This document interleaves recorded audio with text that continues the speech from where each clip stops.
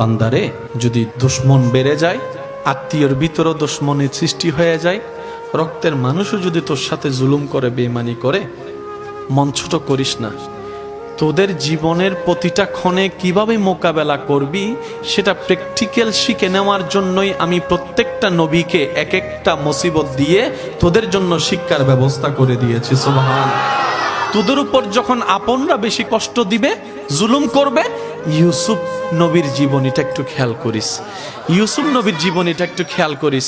ওনার আপন রক্তের ভাইয়েরা কি পরিস্থিতি ওনাকে করেছিল যে কূপের মধ্যে ছোট বাচ্চাকে ফেলে দিয়েছে, কিন্তু আমি রব তাদের সে প্ল্যানিংটাকে নষ্ট করে দিয়ে, যারা ওনাকে কূপে ফেলে ধ্বংস করে দিতে চেয়েছিল, আমি সেই ইউসুফকে মিশর পর্যন্ত পৌঁছাই দিয়েছি।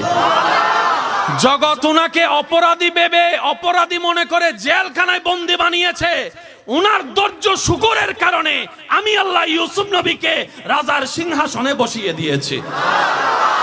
বান্দা, যখন শরীর বেশি অসুস্থ হয়ে যাবে, আমার নবী আইয়ুবের কথা মনে করি।